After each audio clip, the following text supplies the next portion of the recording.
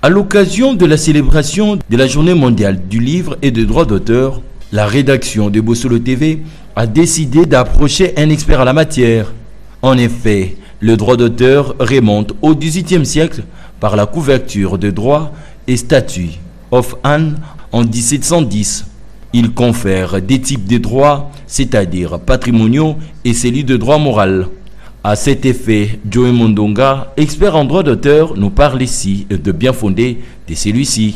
L'article du 9 septembre 1886, c'est ça la base, la grammaire du droit d'auteur, où tous les pays du monde qui ont légiféré sur le droit d'auteur trouvent comme base pour intégrer les principes de la Convention de Berne sur leur loi. Il s'agit de principes de traitement national, il y a le principe de l'indépendance de protection et il y a le principe de la protection automatique. Le droit d'auteur est un droit spécial qui est caractérisé par la souveraineté de l'auteur.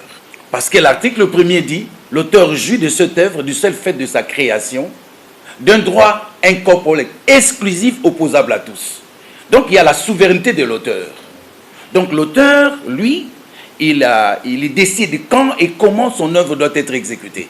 Mais comme il y a la sûreté des droits d'auteur, parce qu'il ne peut pas faire seul, il ne peut pas aller percevoir partout, même à Kinshasa, maintenant on donne ça à un commissionnaire qui est la SOCODA, qui est le gestionnaire. Les sociétés des droits d'auteur ne protègent pas les œuvres. Les sociétés des droits d'auteur reçoivent, constatent et enregistrent une œuvre protégée par la loi. Quant à la question de savoir si les artistes peuvent réellement vivre de leurs œuvres, Joey Mundonga reste optimiste quant à ces. Pendant 13 ans, ce travail n'a pas été fait. Le travail n'a pas été fait dans les règles de la gestion collective. Maintenant, on est en train de corriger. Vaut mieux tard que jamais. Pendant que vous êtes là, nous sommes dans le processus de répartition de droits. Et cette répartition de droits se ferait selon les règles de la gestion collective. On n'a pas besoin de faire une liste comme on faisait avant.